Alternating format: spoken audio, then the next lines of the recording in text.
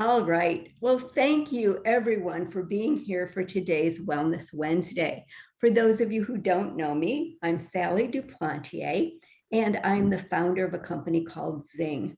My mission is to help people live their best life longer through better nutrition, more movement, better sleep, and less stress. And I'm really excited about how today's topic about mindful breathing fits into all of those. So Ed, I want to thank you for being here with us today. Well, Sally, thanks so much for having me. I'm excited to be here on Wellness Wednesdays. That's great. Let me give you a formal introduction. And but before I do, let me thank our sponsor.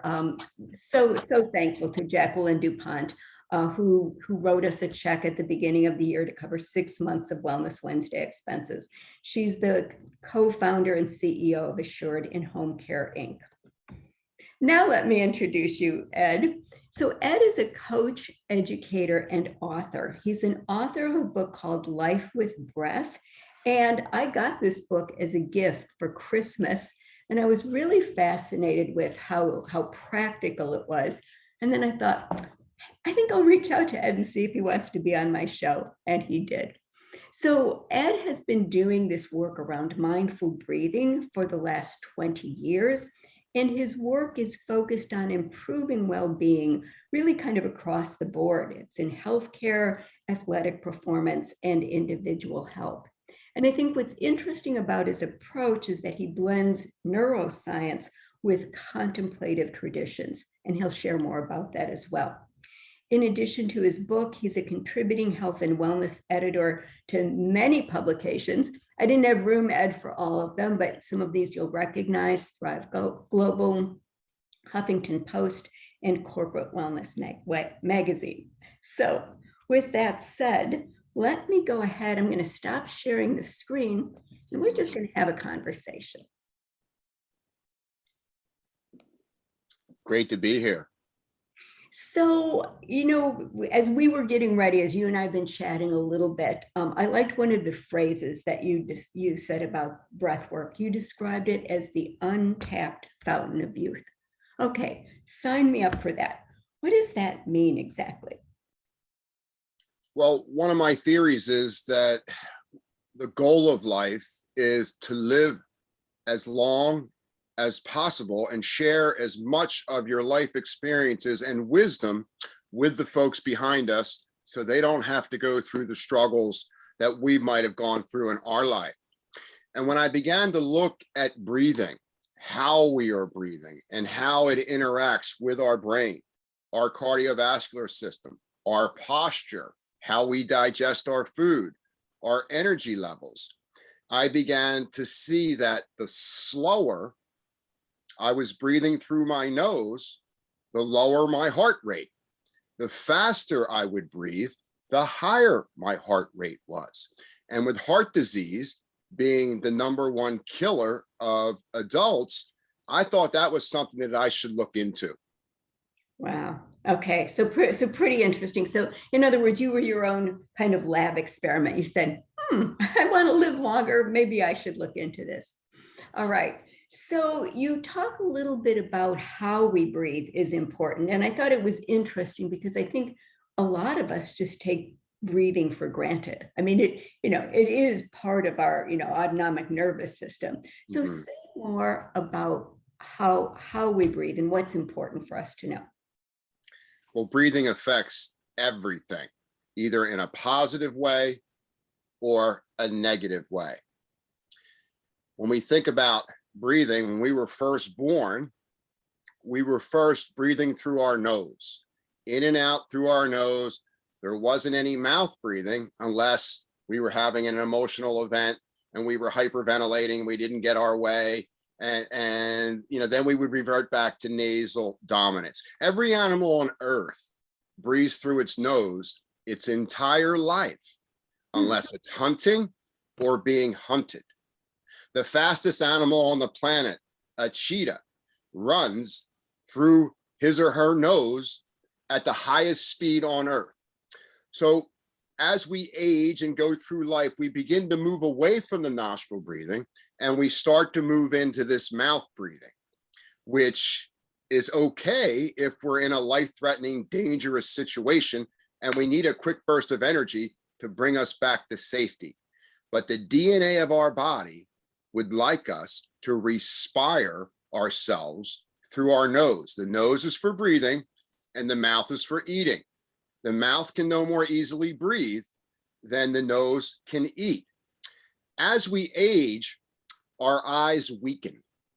And as our eyes weaken, for the brain to get the information that we're looking at, we're reading something or we're driving the car and looking out further, we begin unconsciously to strain the muscles of our eyes. And when we strain the muscles of our eyes, it begins to lift the upper lip off the lower lip. And then we unconsciously start this pattern of mouth breathing. So mouth breathing is okay if you're in danger. Use it, get yourself back to safety. But remember, the DNA of your body, your brain, your heart, the cells of your body would like you to breathe in and out through your nose. Wow. Okay, so that's good. And are we even aware that we're doing mouth breathing? Well, it happens unconsciously. You know, breath and the breath sciences and the research that's coming quickly through corporate medicine and through your doctor has evolved a lot in the last 30 years. We really didn't think it was all that important until we began to look further into it and started to do some research. And when we started to do some research, we began to see that unconscious or conscious mouth breathing during the day throws off all the rhythms of the body. And then we have this problem with falling asleep at night. So really keeping ourselves in a natural rhythm of balance, not overheating, managing our breath so that we can manage our stress. It all comes back to taking that slower inhale through the nose from the belly to the chest, and then exhaling through the nose using your abdominal muscles as if you're doing a baby sit-up, and just getting that wonderful massage along your gastrointestinal organs. Okay, let's try it. Last week, our last Wellness Wednesday, our guest speaker had me sticking fingers in my mouth and I looked kind of silly, but I'm willing to try this and I'd love for people to participate too. Can you walk us through just a short, like proper exercise for proper breathing? So let's start with how we were breathing when we were a baby. Okay. So place your fingertips on your belly, just around your belly button. Okay. Press your feet down into the earth like you're going to stand up, and notice. I'm laughing. I'm short. I got to move a little. Okay, I'm but there. Notice as soon as you press your feet down, your spine comes straight and your brain becomes alert. Now, breathing through your nose, practice inhaling so the belly swells out into your fingertips, and then take the breath to the ribs and let the ribs expand fully. On the exhale, use your fingertips and guide the navel back to the spine. So let's try this now. Let's close our eyes if it's safe. Plant your feet down. And as you inhale, let your belly swell into your fingertips and then follow the inflation to your collarbone. And on the exhale through the nose, gently guide the belly back towards your spine. Slow motion inhale, slow motion exhale. And just begin to reacquaint yourself with how you were breathing years ago. And let go of any tension you might pick up around your eyes. Release and relax your low jaw. Relax your lips. And just imagine you're filling a beautiful vase with water on the inhale, just letting the belly become large, let the ribs expand, and on the exhale, gently guide the belly back. Just a couple more rounds, and when we're learning something new, it's easier when we do it slowly and stay in a beginner's mindset.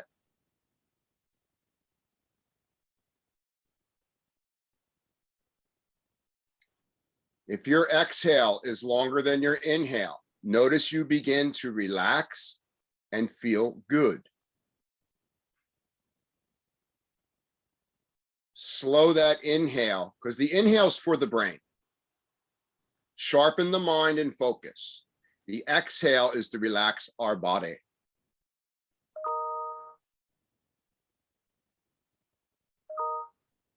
One more.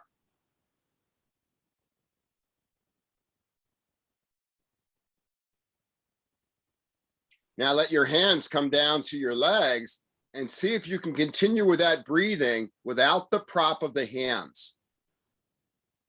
Belly swells, chest expands like gills, and then the belly contracts back like you're in the gym doing a baby sit-up. Don't strain. You already know how to do this. The hardest part, first off, is keeping the mouth closed on the exhale. Relax your eyes and jaw, breathe slowly and relax and love your life. There's no rush. And when you're ready to leave the meditation, just let your eyes open and notice if the surroundings feel a little bit different. Thank you. Well, I don't know how other people feel. I feel like I dialed my energy down in a good way. Like that was short. I don't know what that was, a minute or two, but it was helpful. What's going on with my autonomic nervous system? What happened to me physiologically through that breathing exercise? So folks, we have a nervous system called the autonomic nervous system. And autonomic is a fancy word for means that it happens automatically on its own, behind the scenes. Now, the autonomic nervous system has a couple things that come with a dual switch. In other words, I can control my breathing if I want, or if I don't want to control it, the autonomic nervous system will do it for me based on what I'm thinking, my perception, and how I'm interacting with the moment. So this dual switch, it's one of the few things that have a dual switch, is huge. And there's a reason why it's so huge, is because at any moment we can use breath control to slow down the thoughts in the brain when we're stressed, to bring our heart rate back into balance, to get control of the autonomic nervous system. It has two branches. One is an accelerator. The other is a brake. The accelerator is called sympathetic energy. It has a little extra heat to it. It's based in adrenaline and cortisol and things that give us energy. The brake, the parasympathetic energy, para meaning relaxing, nurturing, calming, cooling, is the second branch of the autonomic system. If I was studying your heartbeat right now, on your inhale, the heartbeat would go slightly faster or sympathetic. The exhale is parasympathetic and calming. So we can hack into our autonomic nervous system and control it. So we're controlling the adrenaline and cortisol so we don't waste energy. We're not overthinking. We're not going through peaks and valleys of high energy and low energy. So we're cooling the heating energy. We're keeping our heart rate down and under control. So we're controlling the physiology. And when we can control our physiology, we can control our thoughts or our psychology. Wow. Okay. So then when I'm exhaling longer than I'm inhaling, am I correct that we're engaging more of that parasympathetic nervous system that relax? So this is key. Exhaling longer than your inhale. From a mental standpoint, it takes the centers of the brain that attack or defend, that become aggressive or defensive. The lower brain, the animal brain, the amygdala, the hypothalamus, part of the limbic system, our emotional makeup. When we stay on that exhale, we're signaling to the brain that we're safe. There's no danger. There's no fear. The room that I'm in means no harm. So the lower brain will begin to tone down in its ability to get our mind's attention. The higher brain then turns on, and we begin to learn new skills. We can relax into the moment before we respond. And when the brain senses this safety, the body naturally burns fat as its primary fuel source, not glucose or sugar. So staying on the exhale, stabilizing the lower brain, and using your higher mind to make choices in your life. You control your choices don't control you. Staying on the exhale is going to bring your heart rate and blood pressure down, and your body will metabolize fat as its primary fuel source. It will not store fat. All right, that one's pretty profound. We may come back to that in the Q&A because we're going to save about 10 minutes for questions and answers. I know when you and I were talking and when I was reading the book, you talk about the length, pace, and depth of the breath. And say more about that and that little exercise that we did together. Were we practicing all three, or say more about how those worked? Length, pace, and depth. There's respiratory centers in our human brain that all it does our entire life is watch the length of our inhale and the length of our exhale, the depth of the inhale, how much fresh oxygen and energy can you bring into your body, and how much waste and detox on the exhale can you squeeze out, and pace. Notice the pace of how you're breathing will reflect the pace of our minds or the movie we're watching in our head. So when we added length to the inhale and a little depth and we slowed it down, what happened? We began to stabilize the brain. The movie in our mind slowed down. Time dilated. We weren't fighting against time. When we added more length to the exhale, when we extracted the oxygen out of the exhale and the pace of the exhale was slow, the body's hormonal secretions triggered serotonin and dopamine. And serotonin makes us relax. Dopamine makes us feel good. So we relaxed and we started to feel good. And the echo of that was then we had pleasant thoughts. Yeah, what was interesting to me was it was such a short period of time, but it was like a little reset. So let me give you some practical scenarios. Okay, let's say you go to the doctors and, chronically, like you may or may not have high blood pressure, but every single time you go to the doctor's office, they always say, oh my gosh, you're hypertensive, or you have a high heart rate. What could somebody do in a situation like that? They might not even be afraid of the doctor. I mean, I think it's unconscious. What would you recommend in a case like that? Okay, let's break this down. Okay. You have high blood pressure. The high blood pressure is a reflection of your heart rate. Mm-hmm. What is your heart rate responding to? Your breath rate. So taking less breaths per minute, retraining your brain to how you were breathing when you were a child. And once your brain sees that what you're doing is benevolent in its nature to you, it will allow it to happen as naturally and organically as it did X amount of years ago. So when we can slow the inhale down and slow the exhale down, strengthen the muscles of inhale and strengthen the muscles of exhale, we take unhealthy stress off the heart, less heart beats. And when there's less heart beats, the blood pressure will naturally reset. So if you have high blood pressure, number one, you're probably doing some sort of breathing through your mouth unconsciously. Zip the lip. Practice keeping your lips closed when you're breathing. Number two, We were just talking about the autonomic nervous system, sympathetic, parasympathetic, sympathetic, hot, higher heartbeat, parasympathetic, cooling, lower heartbeat. Science says on average, if you're taking more than 12 breaths a minute, you're living your entire waking hours in a sympathetic reaction in your body, which is causing high blood pressure.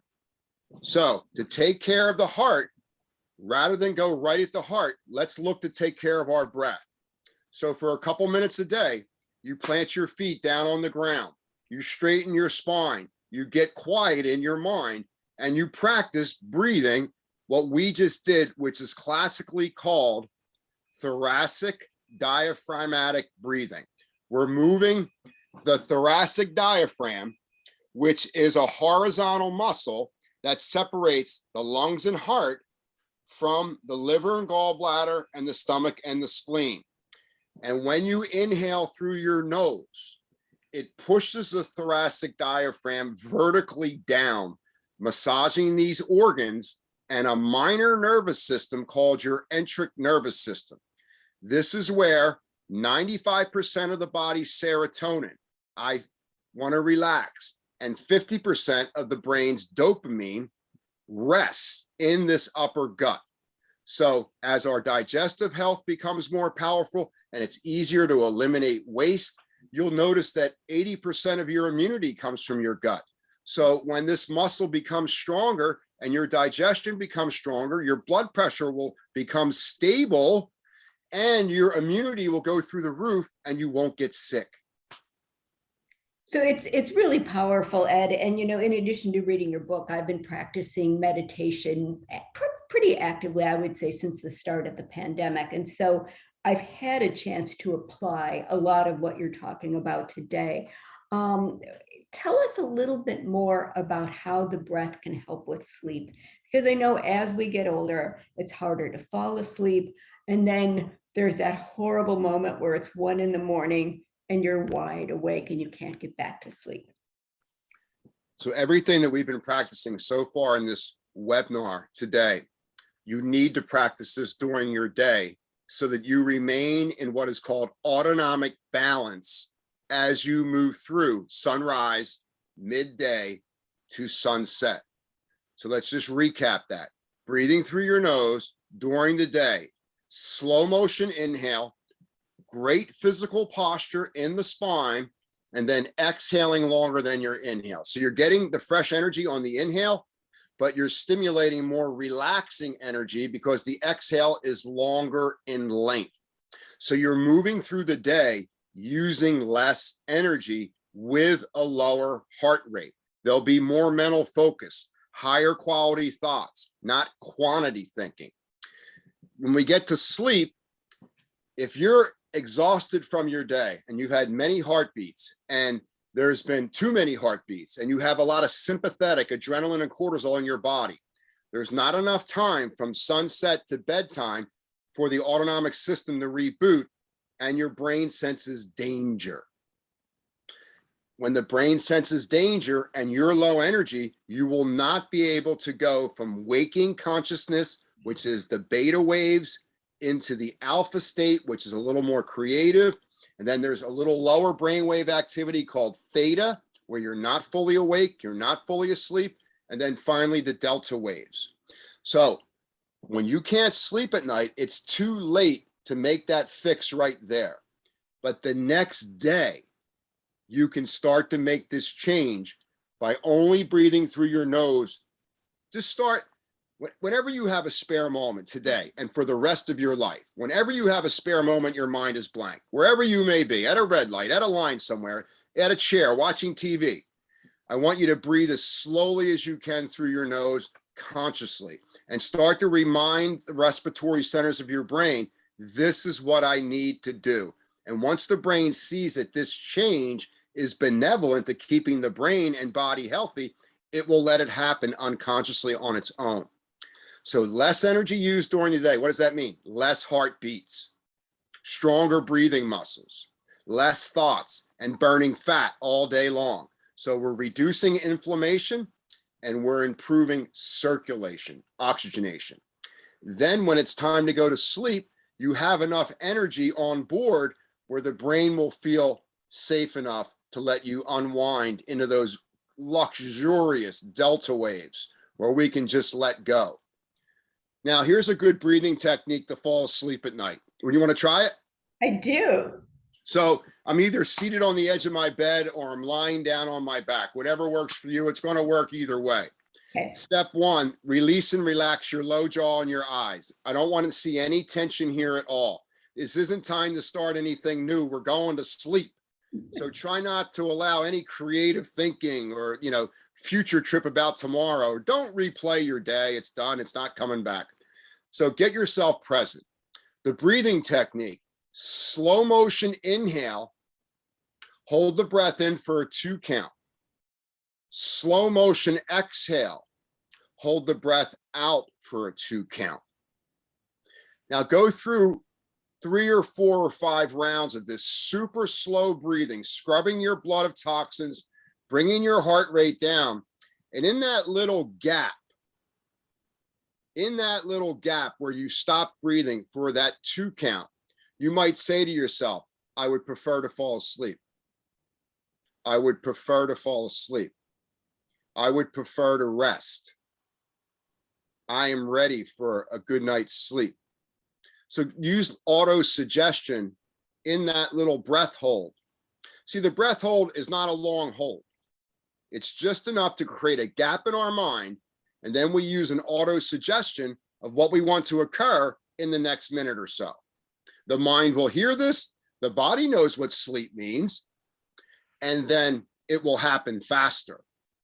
Now, if you awaken in the middle of the night, how do we get back to sleep right away? We spoke earlier about this autonomic nervous system. Guess what your nose is? It's a smaller branch of your autonomic nervous system. On your inhale, the right nostril is sympathetic. On the inhale on the left nostril is parasympathetic. And these rotate 5 or 6 times a day on which one is going to be more efficient and deficient based on the season that we're in. So I want to bring up parasympathetic activity to fall back asleep when I've awakened. Number one, when you awaken in the middle of the night, place your fingers underneath your nose and you'll notice there's more wind moving on the right nostril than the left, which means simply that in that cycle, you've sympathetically brought your heart rate up and you've become conscious. You can reboot this right away. We can turn off the sympathetic activity. So I'll take my thumb, I'll close off my right nostril. I'll inhale slowly up my left nostril, which is parasympathetic. I'll close off the left nostril, release the thumb, exhale down the right slowly. Use my thumb, close off the right, open the left. So it's a slow inhale, really slow up the left, close off the left, exhale right. Close off the right, open the left, close off the left, exhale right. 2 more. So we close the right nostril, we open the left, and we inhale slowly, close off the left, slow motion exhale out the right. Close off the right, slow motion inhale left, close off the left, exhale right. Bring the right hand down. Take that first breath through both nostrils and then go back to the inhale, 2, hold 2, exhale, hold 2, and use auto-suggestion. I want to go back to sleep. And don't be like, I'm going to go back to sleep now. Like, don't get all excited. Just make a suggestion because your brain wants to fall back asleep. How does that feel, Sally? Well, Ed, I would have to say every single time we've done a little exercise, it's like a reset button for me. It really is. And what I've found with this breath work myself is where I use it a lot. I do it first thing in the morning when I wake up. I do it at night religiously in bed before I go to sleep. And then I do it like as a reset in between tasks. And it's just something I share with our audience. We tend to rush from thing to thing, and we're rushing to get on the next Zoom call, or we're rushing to, meet someone or whatever it is. And just using it as you transition from one thing to the next, what I've found is it really gives me mental clarity and helps me focus. So I just offer that as a suggestion.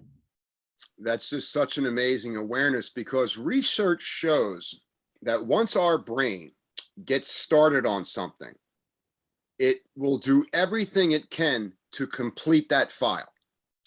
And we live in a time of information overload, distractions, noises, and all of a sudden we have all these open files in our brain that the brain's trying to get done at once, and it leaves us depleted and exhausted and depressed because it seems like we're not getting things done. So the breath is an amazing tool that you can close a chapter, you have time for a breath, and then start a new chapter. Close things psychologically to the best of your ability before you start. And it's okay to say to somebody, I'm busy right now, check back with me in 30 seconds. You're not going to hurt their feelings. No, it's a great tip. Before we open this up to Q&A, because I see some coming in, I want to ask you a little bit more about exercise. Because one of the things you said was that we can start to use the breath when we exercise, so that it not only helps keep us more fit, but it helps us avoid injury. And that's important for all of us, but especially as we get older. So tell us more about that, Ed. So it's important for folks like myself in my 60s that I'm mindful of my age. And when I breathe through my nose in exercise, number one, I have control of my heart rate, my posture is better, I will sweat more, and my mind is in a more of a reflective state. It's more of a meditative in motion exercise. So you won't have to do as many miles. You won't have to take as many steps. You won't have to lift as much weight or do as much yoga. The idea here in my book, Life with Breath, I've got a 30-day breathing program. It starts in the beginning with the very basic breath, and it takes you through a 30-day routine. And in that, by the time the 30 days are over, you're going to have 30 different breathing exercises that you can do into what you're already doing to take care of yourself, and they'll become more efficient. You won't need to do as much to receive benefit over a period of time. And this is really important for us. When you think about how we take care of ourselves as a human being, there's 4 basic ways. There's a cardiovascular work, there's stretching, there's strengthening, and there's meditation for the mind. When you use breath control in your exercise routine, you'll notice you get all 4 forms of exercise in the same second. So in 5 minutes, if you do this correctly, you can get the benefits of a 30-minute workout, and you can get back on with your life and do what you need to do in your garden or whatever you need to do with your friends. So being efficient with the time that you have, not exposing your body to injury, especially wear and tear and poor patterns of movement. When you start to breathe through your mouth, this diaphragm muscle does not become as efficient. Our patterns of movement become impaired. And then the brain thinks that's what we want to happen, is these impaired movements. And then all of a sudden our shoulder's stuck, or we have an issue in our hip, and then we have to spend months fixing that. So the breath is going to tell you all you need to know about the movement, how much energy you're using, what your heart rate is, and above all, we just want to reduce inflammation and improve circulation. We don't want to be in the Olympics, or maybe you do, but this is an efficient way to be in the Olympics so you don't get hurt. Yeah, yeah. And this sounds very familiar. We had a speaker, Erin Parazewski, talking about functional movement. And one of the things she stresses to move mindfully. And she talks about how the fact that, a lot of us were throwing weights around, or we're doing jumping jacks, or whatever goofy thing we're doing, and we're moving, but we're not moving mindfully. And because of that, we're not even safe. The head's always concerned with quantity. The heart is only concerned with quality. And you are a quality human being if you're watching this podcast here today on Wellness Wednesday. So it's great that we have the brain that wants us to move along and do our exercise routine. We need willpower, but it's really the quality of life's moments that really allow us to feel self-confident, that we have self-esteem, that we can let things go that have no bearing on us, let them work that out. And as you begin to incorporate that during the day, notice you'll sleep like a baby. Yeah. This is great. We have a lot of questions coming in. I'm going to take the first one because it just popped up into the chat, and then I'm going to move over to the Q&A for the rest of the questions.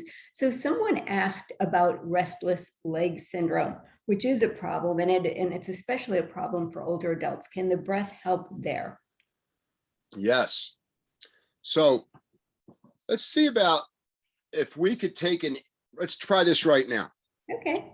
So let's all inhale, hold the breath in, and then squeeze your legs. Contract the muscles of your legs while the breath is held in. Now exhale through your nose and relax your legs. Inhale through your nose, hold the breath in, squeeze your legs, the skeletal muscles, the superficial muscles, squeeze your buttock muscles, your belly, exhale through your nose. Deep breath in, hold, squeeze your legs and squeeze your belly. Exhale slowly through your nose. One more. Slow motion inhale, hold, squeeze your legs and belly. Feel those capillaries and arteries contracting, working harder. Now relax them.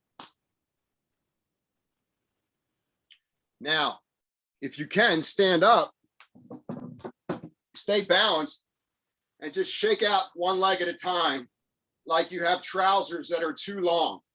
So we just contracted them. Now shake them and vibrate them as if you're trying to kick water off the bottom of your trousers. And you go through this several rounds, nostril breathing. It's like you're trying to keep that little dog away from you that's going after your heels. I know that dog. Now tune your awareness to the DNA in your legs and notice the DNA is vibrating faster. There's more circulation in your leg. So again, preparation is key. So doing this before you get horizontal. Do this when you're vertical, preparing the body to go horizontal, and see if you don't get benefit from that. Thank you. It's fun to do the exercises. Yeah. Okay, so we have a few more questions in our remaining time. Joan asked a great one. Why do I get dizzy when I do deep breathing? What's happening is initially the brain is picking up higher levels of carbon dioxide. We want to build carbon dioxide resiliency in the brain so that you can harness its CO2. You want to harness the two oxygen molecules. You want to use the carbon to burn fat. We're carbon-based beings.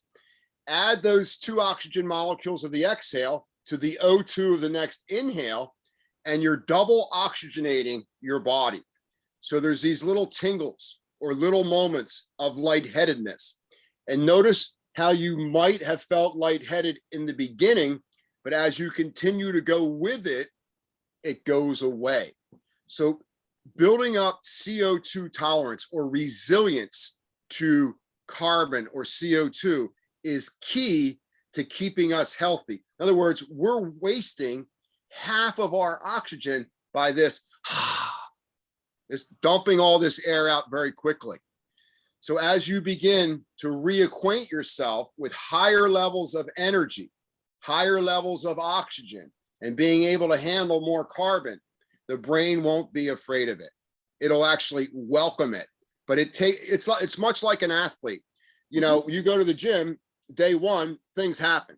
Well, on day 30, your physiology, your blood makeup is completely different. So make a mental note of what's occurring right now.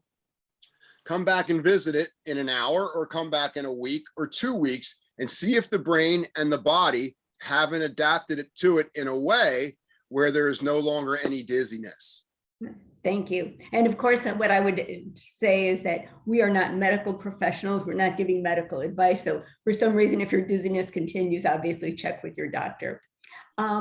So Ruth asked a question about noradrenaline. She wanted to know if it's a sympathetic or parasympathetic neurotransmitter, or is it both? Noradrenaline. Neuroadrenaline is sympathetic, and it is an amazing, amazing molecule. It's one of the things that allow us to focus on the task at hand. So having adequate levels of this is key to mental focus and getting from point A to point B. When this is down, it's very difficult for us even to get started, or to kind of rein in what folks sometimes call the monkey mind. The mind is just swinging from thought to thought. We're kind of out of our body, and it's wonderful, but you can't get anything done. So the alternate nostril breathing, the little breath holds that we did, that stimulated norepinephrine. Okay, thank you. Michelle asked, and this is a great one, what is the recommended number of breaths per minute in the day to feel good? Anything under 12 will bring you into a parasympathetic dominance, which means that you will be neuroplastic in your brain. You can evolve old memories and thought patterns. You can relax and metabolize fat during the day. The deeper rhythms of the body will be in play. So the science says 12, I think 10, but when you practice the breathing, if you read the book, even if you don't, you can go to my YouTube channel. There's plenty of stuff on there. What I think folks can do is get down to between 6 and 8 breaths per minute. That might mean inhaling for 4 seconds, exhaling for 6, or inhaling for 5 and exhaling for 5. And talk about the energy that you're going to bring up when you begin to breathe slower like this. You're going to have a huge motor, lots of energy, but it's going to be calm energy that you can control. And Ed, if let's say we're going to take a mindful minute, and I'm going to just sit here and I'm going to breathe, and I want to count my breaths because I'm curious if I do 12 or 15 or whatever. Do I count inhale as 1, exhale as 2, or when you say breaths, or is it the full cycle? It's the full cycle counts as 1. Okay. So for those of you that want to get your breath weight down, let's practice this technique. Take your right hand. I'm going to turn sideways. I'm going to bring it up to my mouth as if it's a pocket mirror in my purse. I'm going to exhale through my mouth, and I'm going to try to fog this mirror in my hand. Now close your eyes and exhale out into your hand, and your brain is going to come down into the top of your throat, and it's going to identify exactly where that sound is coming from.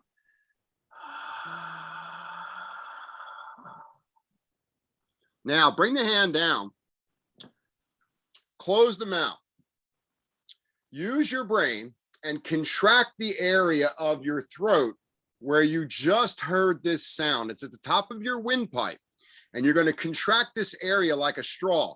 Breathe through your nose, and you'll hear a sound like the ocean off into the distance, or like the sound of space or a train off in the distance. Now hear how that sound creates a filter, so you immediately begin to take less breaths per minute. You're breathing through your nose diaphragmatically, but now we've added this slight throat contraction. And in that, you'll notice it's very soothing. The mind will introvert. It will not be in a knee-jerk way. And you'll be taking less breaths per minute because we've created a filter here. Now, the heat that we're creating here is very, very important because most bacteria, most viruses begin in the mouth-throat area and then drip down into our lungs, and they create all sorts of mucus in the lungs and problems in the lungs. If we can create this sound in our throat while we're breathing, this will burn that phlegm, that mucus, before it drips down into the lungs, and it'll be incorporated in these lymphatic drains that are here in the side of the chest. And the lymphatic system works with our digestive tract to remove intruders from our mind and body. So Ed, what I realize is that we're at time. So I know some people need to leave. If you're free, I'm going to ask you a few more questions that have come in from the Q&A. And then everybody will have the recording for these as well. Awesome. Okay, because I think this, Rachel, you were reading my mind. What about those CPAP machines, okay, to help us with sleep apnea? How does that affect breathing at night? I'm not a big believer in that science. So, question, why would I want to breathe through my mouth at night? Number two, can I retrain myself to breathe more efficiently during the day? Of course you can. So what's happening at night is simply an unconscious reaction to what's consciously occurred during the day. If we can get control of that autonomic nervous system, if we can retrain the brain to be breathing the way we were years ago, and it will do it, you just need to introduce it to it for a week or two, you will be able to move away from those machines. So that's pretty powerful. And again, we're not here to offer medical advice, but I think it's worth considering. Why is it happening? Yeah. It's happening because we're doing it when we're awake. We've stopped breathing when we're conscious. Yeah. So there's a big difference between what's happening in the brain and the body when we consciously took the breath away. We instructed, the brain told the body to hold the breath in for a 2 count and hold the breath out for a 2 count. That creates completely different neurochemistry and completely different hormonal secretions than unconsciously stopping breathing. Yeah, yeah. Let me ask you one more question from our Q&A, and then I'm going to ask for a final piece of advice. Do you have any advice for a non-diabetic severe neuropathy?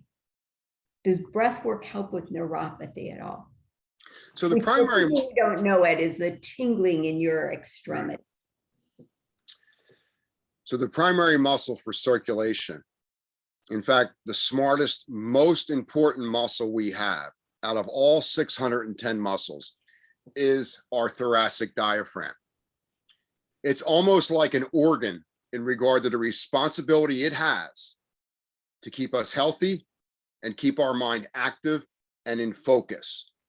When you think about what's happening in these tingles, we are not getting circulation in areas of our body that have many nerve endings. We want to reignite these nerve endings. We want to turn on the soft tissue there.